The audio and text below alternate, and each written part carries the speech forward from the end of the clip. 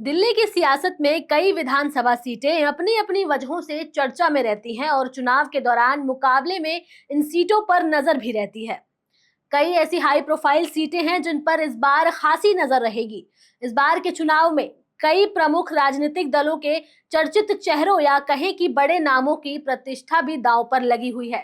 Congress BJP के ही नहीं, सत्तारूढ़ आम आदमी पार्टी के बड़े चेहरे अरविंद केजरीवाल, मनीष सिसोदिया, मुख्यमंत्री आतिशी का चुनाव भी चुनौतीपूर्ण हो गया है।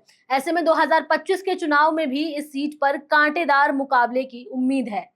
इस वीडियो में आपको और जानकारी देंगे, लेकिन उससे पहले आप हमारे चैनल द हिंदी टॉप को सब्सक्राइब करें, बेल आइकन दबाना ना भूलें ताकि आप तक पहुंचे हमारी हर खबर सबसे पहले। पहले बात करते हैं नई दिल्ली विधानसभा सीट की। नई दिल्ली विधानसभा सीट की अगर बात करें तो इस बार यहां का माहौल एक तरफा नहीं दिख रहा है। ये विधानसभा सीट राष्ट्रीय राजधानी क्षेत्र दिल्ली की सबसे चर्चित सीट बनी हुई है। आम आदमी पार्टी के संयोजक और पूर्व मुख्यमंत्री अरविंद केजरीवाल यहां से 3 बार विधायक रह चुके हैं और इस बार भी इसी सीट से उम्मीदवार हैं। बीजेपी ने पूर्व मुख्यमंत्री साहिब सिंह वर्मा के बेटे प्रवेश वर्मा को उम्मीदवार बनाया है, तो कांग्रेस की तरफ से पूर्व मुख्यमंत्री शीला दीक्षित के बेटे संदीप दीक्षित हैं। अब तक आसानी से जीतते रहे अरविंद केजरीवाल ने भी इस सीट पर इस बार पार्टी की पूरी ताकत झोंक दी है।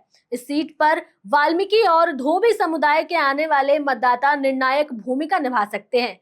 अनुमानों के मुताबिक यहाँ वाल्मीकि मतदाताओं की तादाद 20,000 के करीब हो सकती है, जबकि धोबी समुदाय के मतदाता 15,000 के आसपास है। राजनीतिक जानकार ऐसा बताते हैं कि इन समुदायों के मतदाता इस सीट पर अपनी अहम भूमिका निभा सकते हैं। ये अंदाजा लगता है कि केजरीवाल के लिए इस बार जीतना पहले की तरह आसान नहीं।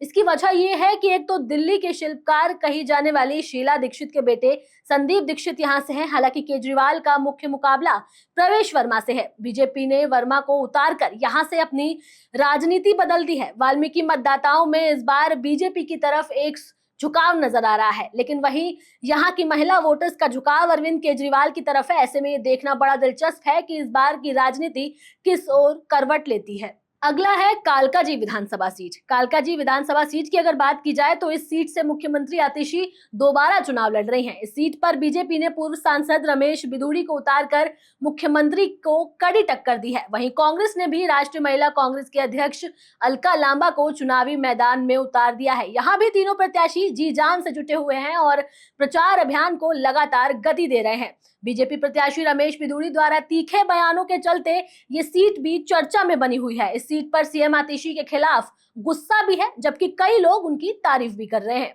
आतिशी के बारे में कालका जी के पक्ष में जो बातें की जा रही हैं वो है इस सीट पर करीब चौथाई हिस्सा पंजाबी वोटर्स का। इसके साथ ही आतिशी को मुख्यमंत्री होने का फायदा मिल सकता है, पर जिस तरह अरविंद केजरीवाल ने उन्हें टेम्परेरी मुख्यमंत्री कहकर तौहीन की है उसका गलत असर भी पड़ सकता है। दूसरी तरफ लोकसभा चुनावों में बीजेपी को कालका जी की जनता ने 1200 वोटों से बढ़त दिलाई थी। यही नहीं, नगर निगम चुनावों में भी यहाँ की जनता का वोट बीजेपी को ही गया था। मतलब कहीं ना कहीं लोगों में नाराजगी तो है। दक्षिण पूर्वी दिल्ली की जंगपुरा सीट इस बार दिल्ली विधानसभा चुनावों में नई दिल्ली विधानसभा सीट के बाद सबसे चर्चित सीट बनी हुई है। यहाँ जमीन पर कड़ा मुकाबला देखा जा सकता है। आम आदमी पार्टी के दूसरे नंबर के नेता और पूर्व उप मुख्यमंत्री मनीष सिसोदिया अपनी पटपड़गंज सीट छोड़कर यहाँ से मैदान में उतरे हैं। मनीष के लिए सवाल सिर्फ जीत का नहीं है, बल्कि अपनी राजनीतिक विरासत को मजबूत करने का भी है। इस बार जंगपुरा में सिर्फ मनीष सिसोदिया की नहीं, बल्कि आम आदमी पार्टी की भी प्रतिष्ठा दांव पर लगी हुई है। पिछले 3 चुनावों में आम आदमी पार्टी के खाते में गई जंगपुरा सीट पर इस बार कड़ा मुकाबला देखने को मिल रहा है। मनीष सिसोदिया के सामने कांग्रेस से 3 बार विधायक रहे और बीजेपी का दामन थाम चुके तरविंदर सिंह मरवाह और कांग्रेस के उम्मीदवार फरहाद सूरी की चुनौती है। मरवाह का अपना लंबा राजनीतिक करियर है, जबकि सूरी कांग्रेस के एक प्रमुख राजनीतिक परिवार से है। मुस्लिम आबादी वाले इस सीट पर लोगों की राय अलग अलग है। कई लोग यहाँ कांग्रेस के प्रत्याशी फरहाद सूरी का समर्थन करते नजर आते हैं, तो कुछ कांग्रेस का विधायक रहने के दौरान बीजेपी उम्मीदवार तरविंदर मरवाह का नाम याद दिलाते हैं, तो कोई आम आदमी पार्टी की सरकार में जनता को मिल रही सहूलियतों का जिक्र करते हैं। ऐसे में साफ तौर पर कहा जा सकता है कि आम आदमी पार्टी के लिए इस बार जंगपुरा सीट पर मुकाबला कड़ा है। अगला है मटिया महल सीट। दिल्ली विधानसभा चुनावों में सबकी नजर मुस्लिम बहुल सीटों पर है। मुस्लिम बहुल सीटों में से एक है मटिया महल। इस सीट पर शोएब इकबाल के परिवार का ही दबदबा देखा जा रहा है। इस बार मटिया महल विधानसभा चुनाव में शोएब इकबाल के बेटे आले इकबाल चुनाव लड़ रहे हैं, जबकि उनके सामने बीजेपी के दीप्ति इंदौरा हैं और कांग्रेस के आसिम मोहम्मद खान। कहा जा रहा है कि इस सीट पर न तो कांग्रेस और न ही बीजेपी का दबदबा कायम हो सका है। 7 विधानसभा चुनावों में इस क्षेत्र से शोएब इकबाल का वर्चस्व रहा है। मटिया महल इलाके में अलग से चुनावी वादे नहीं किए जा रहे हैं। वोटर्स मटिया महल इलाके का विकास चाहते हैं। उन्होंने कहा है कि चुनाव में विकास की उम्मीद पैदा होती है। अब बात करते हैं गांधीनगर विधानसभा सीट की। पूर्व दिल्ली में आने वाली गांधीनगर विधानसभा सीट कांग्रेस का गढ़ मानी जाती है। यहाँ 2 बार बीजेपी और 1 बार आम आदमी पार्टी ने सेंधमारी की है। ये यमुनापुर का हाई प्रोफाइल सीट रही है और यहाँ से कभी कांग्रेस के दिग्गज नेता रहे अरविंद सिंह लवली अब भाजपा के टिकट पर चुनाव लड़ रहे हैं। साल 1998, 2003, 2008 और 2013 में कांग्रेस के टिकट पर गांधीनगर दिल्ली से विधायक चुने गए लवली साल 2025 के चुनावों में भाजपा उम्मीदवार है। अब बात करते हैं पटपड़गंज विधानसभा की। दिल्ली के पटपड़गंज विधानसभा क्षेत्र से इस बार का चुनाव काफी दिलचस्प होने वाला है। आम आदमी पार्टी ने मौजूदा विधायक और पूर्व उप मुख्यमंत्री मनीष सिसोदिया की जगह शिक्षाविद अवध ओझा को टिकट दे दिया है। सिसोदिया लगातार 3 बार से इस सीट पर जीतते आ रहे हैं, लेकिन इस बार उन्होंने जंगपुरा से चुनाव लड़ने का फैसला किया है। वहीं बीजेपी से इस सीट पर रविंद्र सिंह नेगी और कांग्रेस से चौधरी अनिल कुमार ताल ठोक रहे हैं। मनीष सिसोदिया की पटपड़गंज सीट से चुनाव नहीं लड़ने को लोग कई तरीकों से देख रहे हैं। कुछ लोगों का ऐसा कहना है कि आम आदमी पार्टी ने बीजेपी के लिए सीट पर कई सारी चीजें आसान कर दी है। बीजेपी उम्मीदवार अगर पहाड़वाद के झंडे के साथ साथ पूर्वांचल के वोटर्स को भी साध लेते हैं तो यह आम आदमी पार्टी के लिए एक बड़ा झटका साबित हो सकता है। इसलिए अब पटपड़गंज की यह सीट अवध ओझा के लिए कांटों के ताज से कम नहीं है। अब बात करते हैं बाबरपुर सीट की। उत्तर पूर्वी जिले में बाबरपुर राजनीतिक नजरिए से एक हॉट सीट है। इस सीट पर पिछले 2 विधानसभा चुनावों से आम आदमी पार्टी के प्रदेश प्रमुख और दिल्ली सरकार के मंत्री गोपाल राय काबिज हैं। इस बार कांग्रेस ने इस सीट पर ऐसा पत्ता फेंका है जिससे मुकाबला काफी दिलचस्प हो गया है। आम आदमी पार्टी के पूर्व विधायक हाजी इशराक खान को राय की टक्कर में उतारा गया है। इस सीट पर मुस्लिम मतदाताओं की संख्या ठीक ठाक है। 3 बार कांग्रेस यहां मुस्लिम प्रत्याशियों पर दांव खेल चुकी है, लेकिन वो प्रत्याशी यहां कमाल नहीं दिखा सके। इस बार फिर से कांग्रेस ने मुस्लिम उम्मीदवार पर भरोसा जताते हुए उसे मैदान में उतारा है।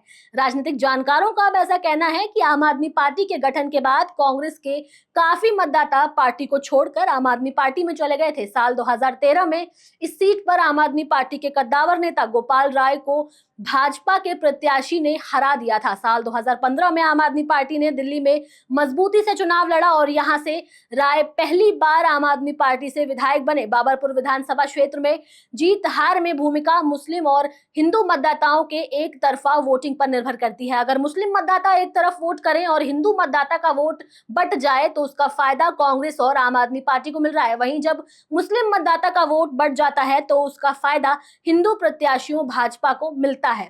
अब की बार इस सीट से कांग्रेस ने सीलमपुर के पूर्व विधायक हाजी इशराक खान को बाबरपुर से आम आदमी पार्टी के दिल्ली प्रदेश अध्यक्ष एवं कैबिनेट मंत्री गोपाल राय के सामने मैदान में उतार दिया है। बीजेपी ने इस सीट से अनिल वशिष्ठ को उम्मीदवार बनाया है, लेकिन ऐसा माना जा रहा है कि हाजी इशराक खान मुस्लिम मतदाताओं में अच्छी सेंधमारी करेंगे, जिससे गोपाल राय की राह मुश्किल हो सकती है। अब बात करते हैं मुस्तफाबाद सीट की। इस बार मुस्तफाबाद सीट पर मुकाबला और भी दिलचस्प हो गया है। इस सीट पर सिर्फ 3 प्रमुख दल नहीं, आम आदमी पार्टी, भारतीय जनता पार्टी, कांग्रेस ही नहीं बल्कि AIMIM भी चुनावी मैदान में उतरी है। इस बार ओवैसी की पार्टी ने दिल्ली दंगे के आरोपी ताहिर हुसैन को मुस्तफाबाद से उम्मीदवार बनाया है, जिससे ये सीट और भी ज्यादा चर्चा का विषय बन गई है। मुस्तफाबाद सीट पर आम आदमी पार्टी, बीजेपी, कांग्रेस और ओवैसी की पार्टी के बीच कड़ा मुकाबला होने की संभावना है। मुस्तफाबाद यूं तो 2020 में दिल्ली में हुए सांप्रदायिक दंगों के केंद्र में था। इस क्षेत्र में दंगों के दौरान कई लोग मारे गए थे, सैकड़ों लोग घायल हुए थे और संपत्तियों का भी भारी नुकसान हुआ था। बीजेपी ने मोहन सिंह बिष्ट को उम्मीदवार बनाया है। बिष्ट करावल नगर से मौजूदा विधायक है और उनकी जड़ों का इस क्षेत्र में गहरा प्रभाव है। बीजेपी इस सीट को जीतने के लिए पूरी ताकत झोंक रही है, क्योंकि पार्टी को ऐसी उम्मीद है कि स्थानीय मुद्दों और राष्ट्रीय सुरक्षा को लेकर उनके रुख से इस सीट पर समर्थन मिल सकता है। आम आदमी पार्टी के आदिल खान को टिकट दिया गया है, जो इस सीट पर अपने अच्छे काम और पार्टी की लोकप्रियता के कारण चुनौती पेश करेंगे। आदिल खान का मुकाबला बीजेपी और कांग्रेस दोनों से ही होगा, क्योंकि आम आदमी पार्टी यहां भी अपनी जीत की स्थिति बरकरार रखना चाहती है। फिलहाल के लिए इस वीडियो में इतना ही। वीडियो कैसी लगी आप हमें कमेंट सेक्शन में जरूर बताएं। हमारे चैनल द हिंदी टॉप को सब्सक्राइब करें। हमें एक्स यानी ट्विटर, फेसबुक और इंस्टाग्राम पर भी फॉलो करें।